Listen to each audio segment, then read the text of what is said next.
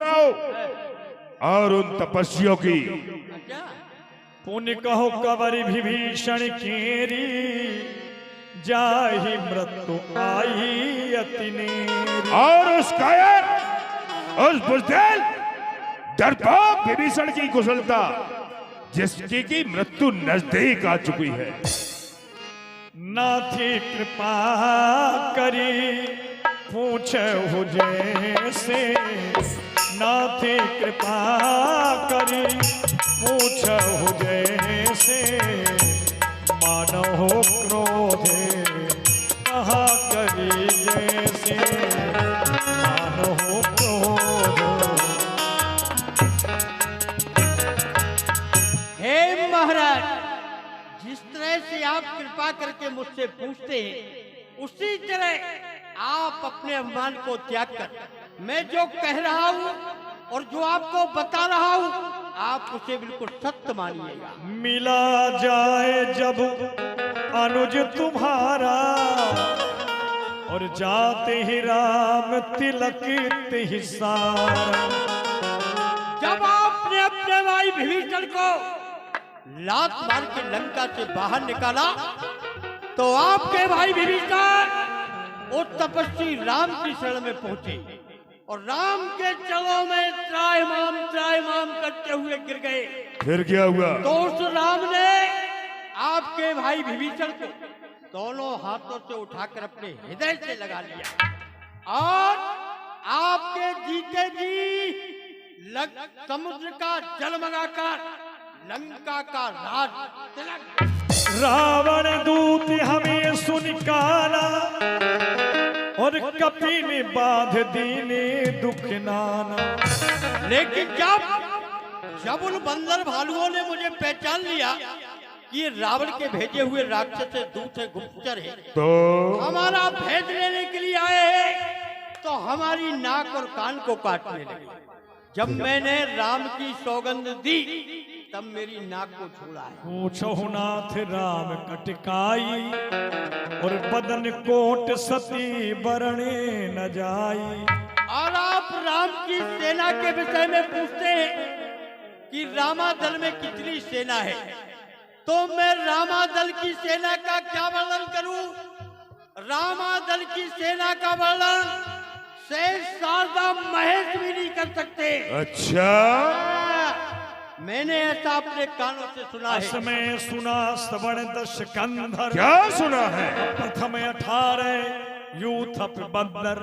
मैंने रामादल में जाकर के ऐसा अपने कानों से सुना है कि रामादल में 18 पदम तो केवल सेनापति है। जिसकी सेना में 18 पदम सेनापति हो उस सेना की गणना कौन कर सकता है? और सुनिए, रामादल में एक भी बंदर ऐसा नहीं है जो संग्राम भूमि के प्रांगण में आपको उठा के नीचे ना पटक दे। बुद्धि खराब हो गई है तेरी। दुविध मयंद नील लल अंगदाज विकटास ददमुख के हरि निसठ सठ जाव बनते बलरास। और रामादल में भैया रामादल में भैया शुक्री जामवान नाग नील हनुमान गौ गवार केहरी ऐसे भयानक बानर है।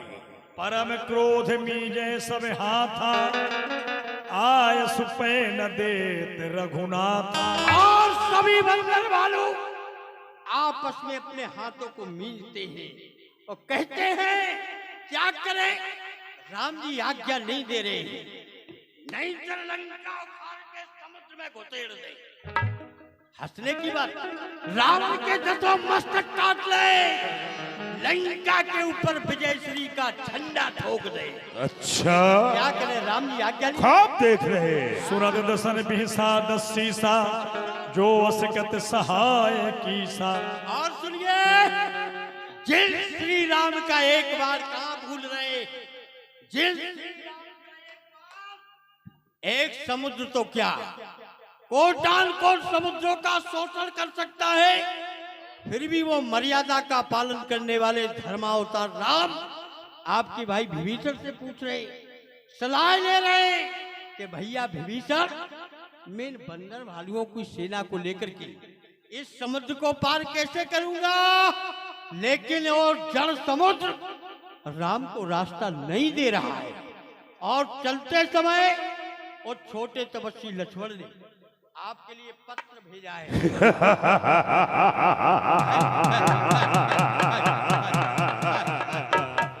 मूड मरसा क्या करे बड़ाई, व्यर्थ में उन तपस्वियों की, उन बंदर भालुओं की सराहना करता चला जा रहा है। महाराज, आप जो कह रहे हैं तो ठीक कह रहे हैं, लेकिन चलते समय वो छोटा तपस्वी है ना, वो क्या नाम उसका, लक्ष्मण, उसने आपके लिए पत्र भेजा है। इसे पढ़िए और अपनी छाती को ठंडा करिए।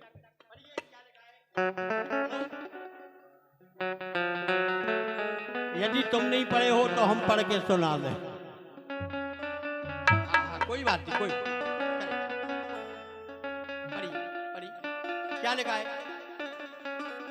अधिक बोलने की चेष्टा ना किया करो। इसमें क्या लिखा है? जबान निकाल के हाथ में रख दूंगा। क्या लिखा है? पढ़ के सुना से।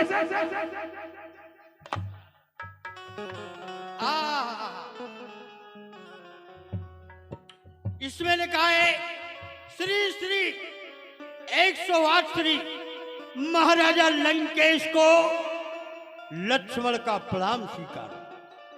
आगे आप बहादुर हैं, योद्धा हैं। आपने अपने भुजाओं की ताकत से नर नाग किन्नर यक्ष गंधर्व सबको जीत लिया।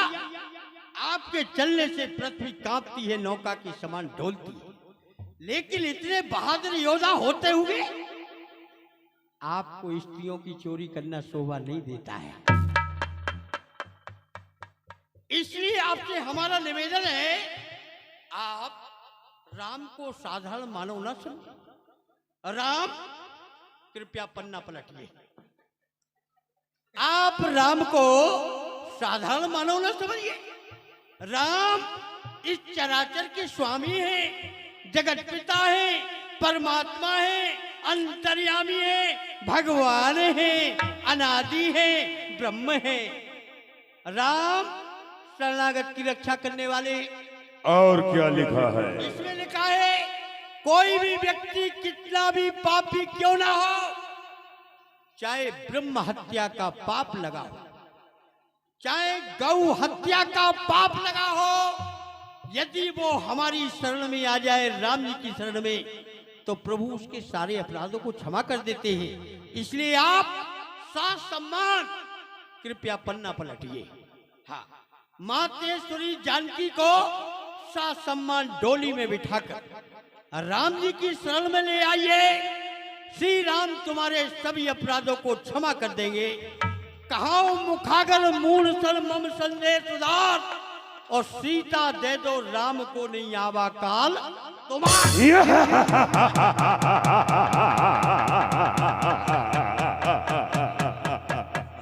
भूम पर आकर गहता कासा, भूमि पे पड़ा है और आकाश को छूना चाहता है। लघु तापस कर बाग खुलासा। उस छोटे तपस्वी की हालत ठीक इसी प्रकार से हो रही है। लेकिन और क्या कहा है? महाराज, मेरा तो आपसे एक ही निवेदन है। क्या निवेदन है तेरा? मैंने आपका अन्न खाया है, तो मैं इस लंका का और आपका अनित नहीं देख सकता हूँ। आप मेरे दुलार को रख लीजिए। जानकी जी को कोई साधारण स्त्री मत समझिए। वो सीता जगत माता है, राम जगत पिता है। आप सीता को साथ सम्मान डोली में बिठाएं और राम की शरण में चले, यही विचार मेरा है महाराज। ऐसा है? तूने हमारा नमक खाया है, अब हमारा तुमसे यही कहना है कि चुपचाप यहां से भाग जाओ, नहीं तो लट भी बहुत खाओगे।